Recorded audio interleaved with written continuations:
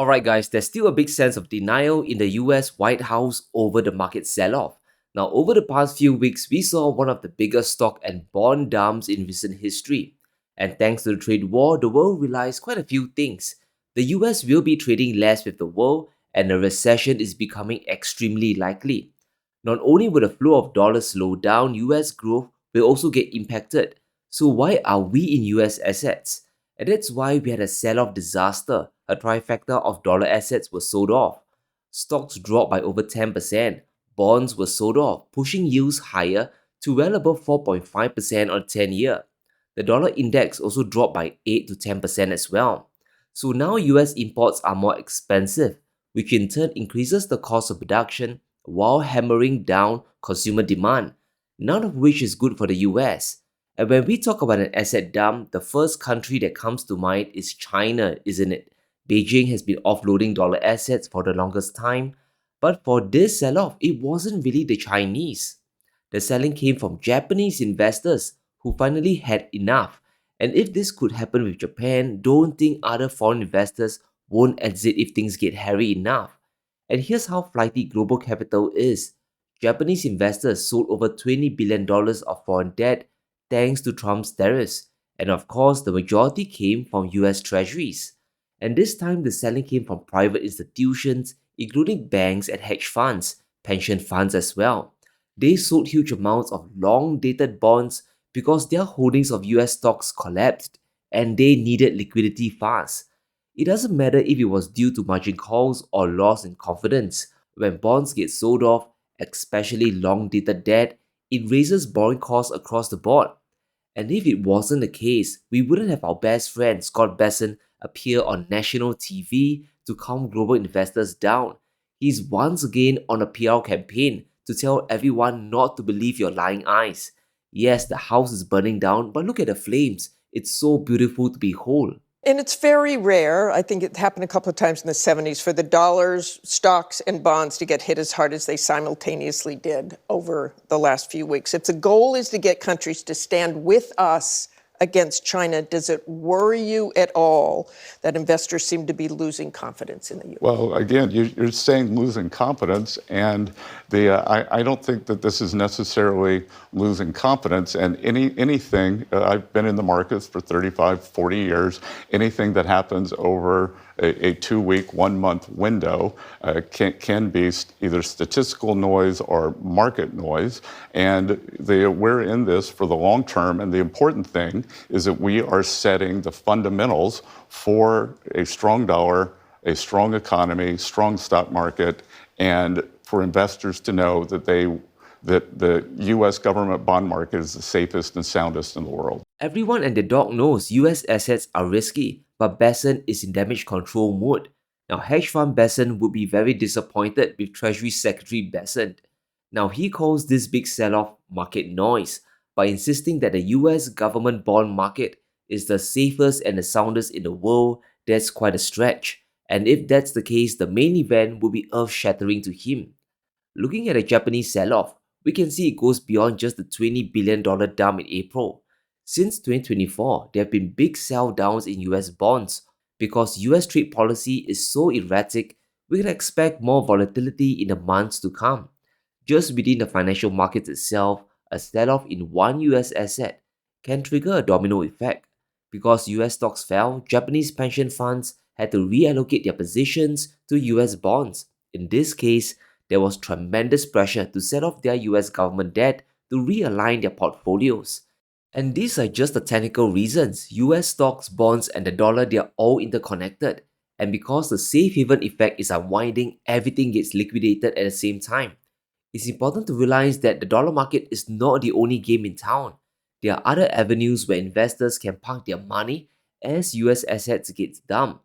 Now, there's a simple reason why asset managers and hedge funds, they are betting on the yen against the dollar. It's because the dollar is failing as a safe haven. Thanks to the trade war, Trump is hurting global economic growth, especially that of the US. Rates in the US can't possibly rise without collapsing the economy. But the Bank of Japan has room to hike theirs to fight inflation. We are witnessing a big capital flight away from US stocks and bonds into yen assets. Japanese bonds are now very popular.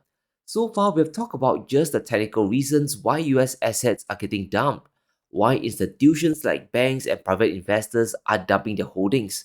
It's also important to realize the diplomatic missteps the US has been doing as well. Trump going around the world and mocking and threatening everyone world leaders isn't helping things either. Just listen to Marco Rubio. Even now, the US is still going around hammering their allies. It's not just China getting pressured. G7 nations are getting squeezed as well. Have you taken any steps to carry out President Trump's plans, as he has said he would like to annex Canada? Have you taken any steps in that direction? No. What the president has said, and he has said this repeatedly, is he was told by the previous prime minister that Canada could not survive without unfair trade with the United States. At which point he asked, well, if you can't survive as a nation without treating us unfairly in trade, then you should become a state. That's what he said. So does the U.S. still want to make Canada the 51st state? I think the president has stated repeatedly he thinks Canada would be better off as a state. And he has said that based on what he was told by the previous prime minister, who said Canada can't survive unless it treats the U.S. unfairly in trade. Right. Just put your investor hat on. Does this craziness sound like countries around the world are happy to buy US assets? They might be forced to hold some reserves in dollars, but if the US economy starts collapsing, if they start trading less with the world, everyone will jump off the Titanic. Bessent, Lutnick, and Navarro, they'll be only ones left, all three of them shuffling the deck chairs. And here's more confirmation that treasury bonds are not in a good place. Global trust is eroding back to the levels in the 1970s, heading back to the pre-Bretton Woods era. Foreign holdings of treasuries are dropping. It has fallen to 23% of total outstanding US debt, the lowest levels in 22 years. That was in 2024, it's probably much lower today. The same goes with global holdings of gold. It's now 18% of total international reserves, the highest level in 26 years. And a big shout out to our sponsor today, Indigo Precious Metals. When it comes to buying gold and silver, I trust Indigo Precious Metals in Singapore. They have made investing in precious metals safe, fast, easy, and simple for both small and large scale buying. I've been stacking gold for over a decade now, and I've learned two things when buying. You want to buy authentic gold bullion, and you want to buy it at the lowest premium possible to stretch your dollars even further. And I'm glad to say I found both of this at Indigo Precious Metals. Indigo Precious Metals is a leading retailer in Singapore. They specialize in physical gold, silver, and platinum. They are my one-stop shop when it comes to buying bullion. Their prices are sharp, and they have the best brands on sale, and I can test the gold on the spot. So if you're looking to make your first gold purchase, Indigo Precious Metals is the best place to start. Whether it's 1 ounce or 1 kilo, this is the reputable dealer you are looking for. So take action today. Click on the link below and enjoy a discount on your first purchase with the code SEANFOO. Start your gold stacking journey today. China, for one, has been aggressively buying. Since 2023, they doubled their holdings to 7.1% of total forex reserves. It's not just the threat of inflation that's making gold prices rise, it's this diversification away from Washington. Countries simply have had enough. Why would I hang on to US assets when Trump keeps mocking us? Our exports to the US will also drop, and their economy is about to shrink. And this is the problem staring us in the face. There are just so many wild ideas coming from the White House that it's risky just to imagine what might happen down the road. Now, Trump now wants to ramp up the madness with his tax cuts, and that in turn could dial up the trade war to unthinkable levels. The ideas being thrown out are just simply crazy. Now, Trump wants to completely eliminate income taxes for people earning less than 200 grand a year, and that's more or less the majority of US taxpayers. And to accomplish that, he wants the tariffs to fund the tax cuts. But importers pay the majority of the tariffs. The US imports around 3.8 trillion worth of goods a year. The federal government collects 4.5 trillion a year in income tax. So the tariff level across the board will have to hit 120% at least to replace income tax. Are US consumers ready for that madness? Because I don't think they really are. Tying tax cuts to the tariffs is unworkable, but that seems to be the direction we are heading towards. Worst of all, Bessent believes the tariff plan is going to work like a charm. And nobody's better at creating this leverage than President Trump. He's shown the high tariffs, and here's the stick. This is where the tariffs can go, and the carrot is come to us, take off your tariffs, take off your non-tariff trade barriers, stop manipulating your currency, stop subsidizing labor and capital, and then we can talk. He has confused the carrot and the stick. The US believes it's the same thing, so the tariff policy isn't going to go away. But as we speak, things are unraveling for the US consumer.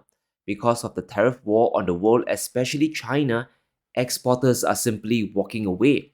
The effects of voodoo economics and Twilight Zone trade policy, they are coming to roost. Trade activity with Beijing is declining like never before. The number and capacity of container vessels from China to the US is plummeting. We have gone from 70 vessels a day to just 46. That's a 34% collapse in under 2 weeks. You now have the same amount of money chasing fewer goods. What does this do? It causes prices to spike even higher. And to be clear, no one wins in a trade war. Chinese exporters will lose some business. Even if they reroute to other markets, some revenue would be lost. But the hit on US consumers could be even worse. This is now a battle of economic attrition. As prices go higher, people buy less. As a result, companies make less. Then we get into a downward spiral of layoffs and salaries collapsing, the perfect recipe for recession. Chinese retail platforms like Shein are forced to raise prices of their products to the US by as much as 370%. And here's the crazy thing, consumers will absorb some of the crazy hikes. Many of these supply chains are inelastic. Trying to replace Chinese products in a snap is just impossible. The most popular items on the platform are jumping in price by over 100%. From razors to wax strips and even cleaning towels, the increase is huge in percentage terms.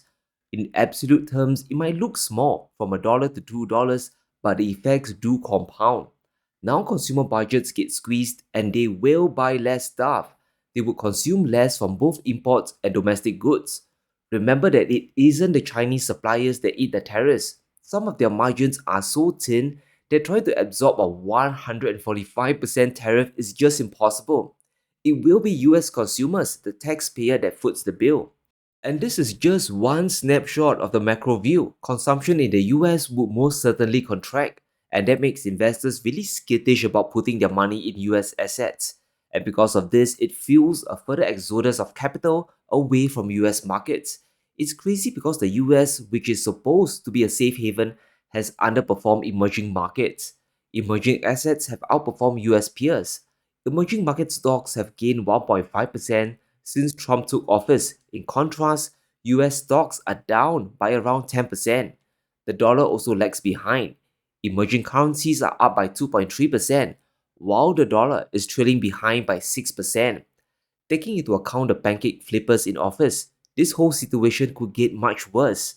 Maybe we are all wrong, maybe we are delusional, we are all the delusional ones. But if that's the case, why is Scott Bessent on a PR tour to save the US dollar? Now, during his meeting with the IMF and the World Bank, Bessent was trying to reassure global capital that the dollar is a safe haven, that putting your money in the US is a good idea. However, Bessent is all over the place. Just listen to this and you be the judge. To me, the strong dollar means having the policies in place to deserve capital flows and have confidence. But it doesn't mean that the price on the Bloomberg screen every day. And it also has different meanings in terms of bilateral the prices. But as always, let me know what you think. Will countries keep selling off their treasury bonds? And how much more can the US consumer absorb the tariffs? Let me know in the comments below. Stay safe. Be sure to smash the like button and subscribe as we navigate through these crazy times.